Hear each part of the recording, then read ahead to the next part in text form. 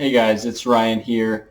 I haven't done a video in a while, so I figured I'd give you guys an update on what I've been doing, what I've been up to.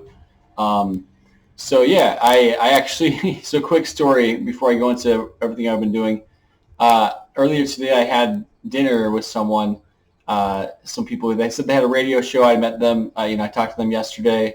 So we met up and we started talking. I told them my story and explaining what I did with Project Veritas. I didn't know what Project Veritas was, and then oddly enough, we're sitting there on the outdoor patio, and someone sitting behind us or behind the person I'm talking to, I saw them perk up when I mentioned Project Veritas, and then he's like, "Oh, you work with Project Veritas," and then I think I got up and I gave him my fundraising letter, and then he took a selfie with me.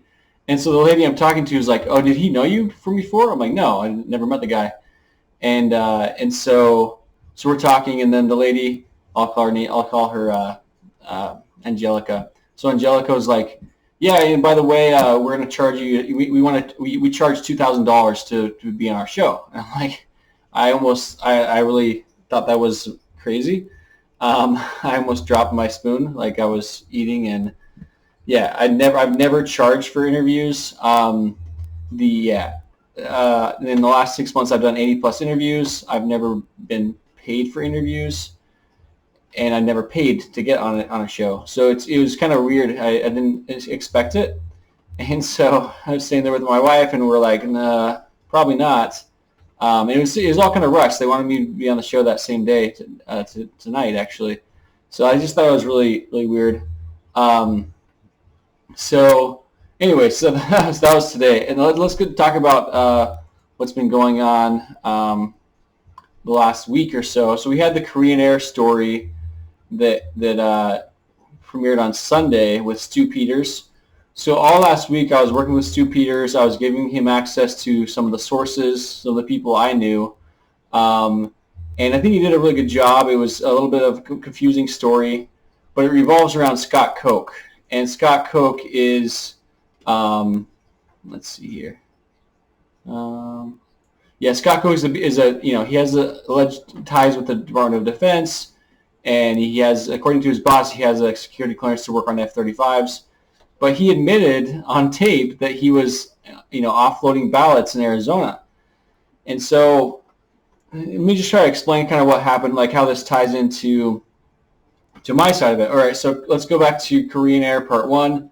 So basically on the Saturday after the election, so this is Saturday, November 7th, I get a tip that there's ballots on airplanes at Phoenix Sky Harbor.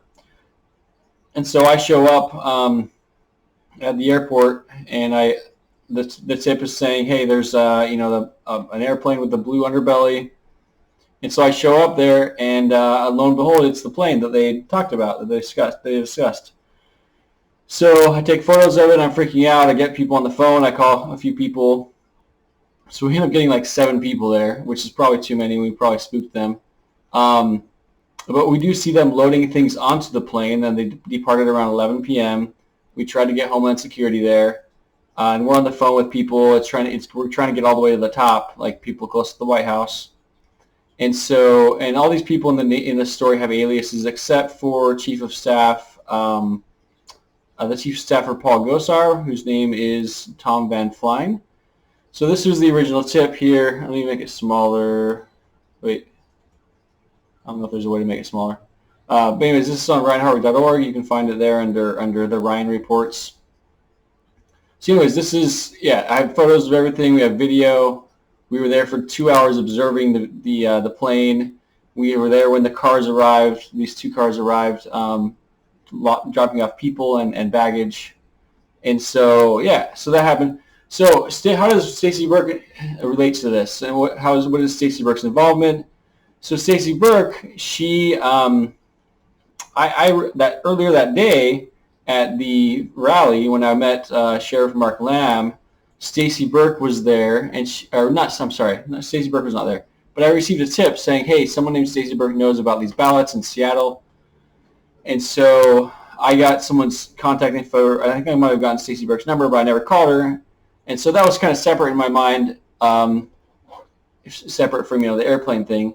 But what's crazy is so that the airport thing, the Korean Air thing, the word spread around, with the Republicans in Arizona. Hey, there was ballots on airplanes at Phoenix Sky Harbor, and so Stacey Burke was. I think, word spread that she had this other info about Seattle, so I think people were trying to quiet her. So she had two people show up at her house and disable the cameras. And so she had footage of two armed men going to her front door and disabling her cameras. So then she was asking around on Facebook, I need some help with my security or whatever. I'm probably telling it wrong, but that's the essence of what happened. So then this guy named Scott Koch social engineered his way. This guy named Scott Koch social engineered his way, into her house. So I'll show us a picture of Scott Koch in just a second here. So Scott Koch, he's in there in her house, and she thinks she's a little bit fishy, so she starts recording with her camera, and so this is Scott Koch.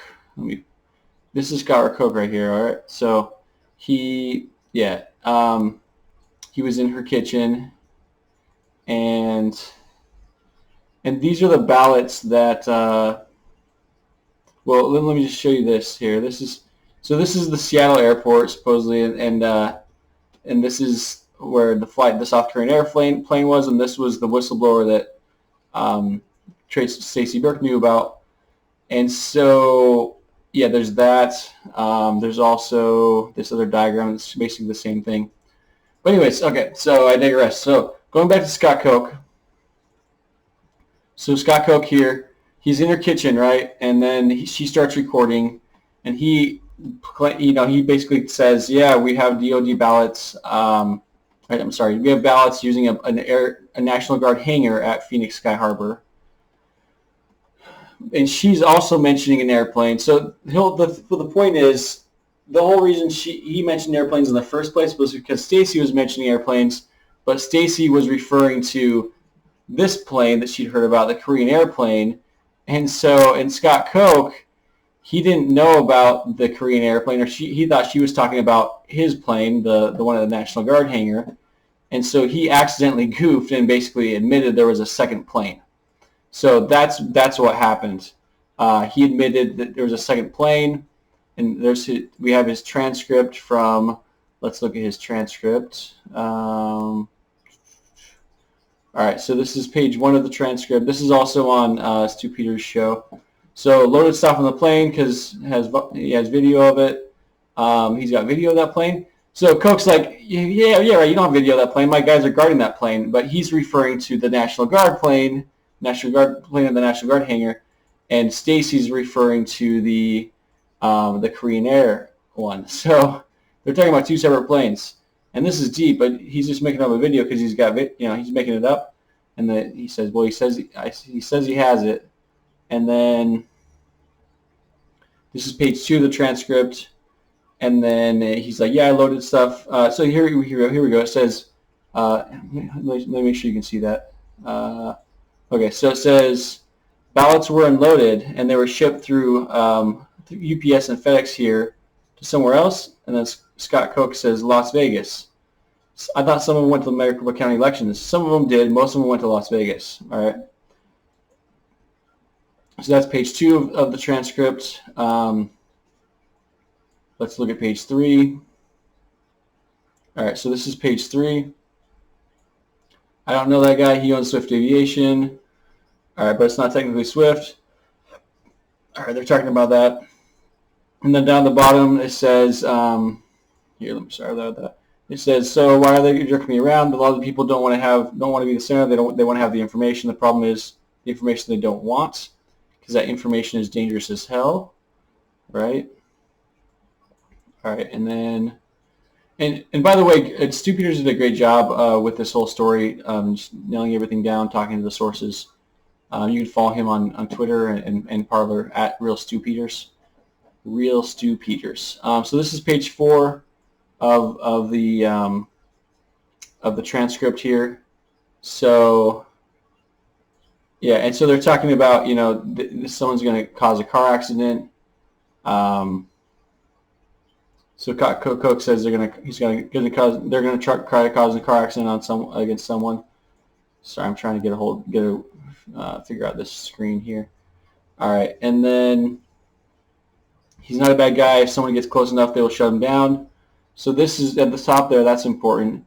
If he gets close enough, they'll make him look like he did something illegal. If they put him in prison, if they have to, make him have a car accident. All right. So that's what went down with this whole. That was the whole controversy with Scott Koch.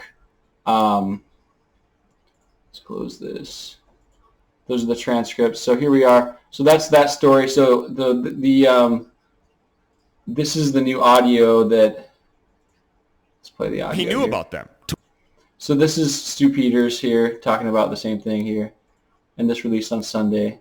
And then at the 11-minute mark, we have the new audio. Let's play it right here.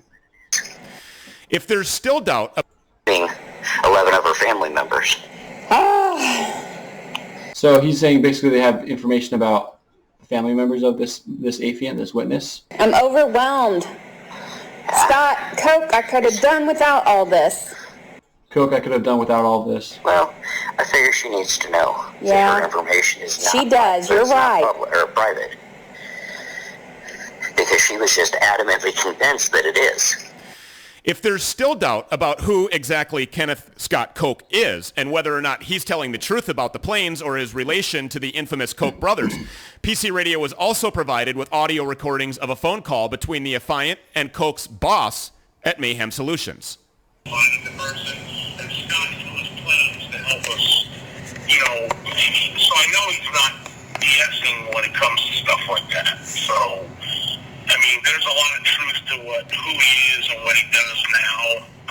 So I don't think any of that's false. I don't think him being a Koch brother or a Koch brother's grandson is any untruth. I think it's truth. I've seen the pictures, and I know I've heard conversations with him and his mom and his father. And when his father called and left a message on his phone, I was actually there in the office when it happened. So he's definitely a grandson of the Koch brothers. Yes, he's related to the Koch brothers family. To further illustrate the reach of Kenneth Scott Koch and his proximity to the ballots and other restricted areas, we'll reference another sworn affidavit obtained by PC Radio. It says, quote, I was at the Maricopa County Tabulation Center on or about November 9th, 2020, at which time I witnessed a conversation taking place between a man who I recognized as Scott Koch and 2 to 3 men standing on the other side of the, quote, free speech barrier that had been erected in the parking lot. Arizona. Okay, so we have it nailed down. So Scott Koch is related to the Koch brothers, right? So we have that. And then he was also, he was also at the Maricopa County Election Center, like behind the lines, essentially. So this is, Scott Koch. So this is, it's just kind of crazy that he was so involved with all of that. And, so that's the story. So I just think it's interesting that, if I didn't follow up on that tip at Korean Air, Stacey Burke would not have been talking about airplanes, and so it's possible that had not happened. Then Scott Koch would not have, goofed and mentioned another airplane. And the relevance of that is if there were ballots being unloaded, in Phoenix at a National Guard hangar off planes, then that would make the governor of Arizona, Doug Ducey, complicit in election fraud. So that's why it's a big deal. Guys, thanks so much for watching the show. If you want to support me in any way, you can go to my website, ryanhartway.org, go to donate. I can receive tax-deductible donations through my sponsor, Dr. Robert Epstein and his organization, the AIBRT. And I also have a Patreon. I have a Give, Send, Go. I have a PayPal and a Venmo, and I can also receive checks by mail. So thanks so much for your support. And I'll try to keep you updated and do more videos like this to talk about current news. So thanks so much, and have a great night.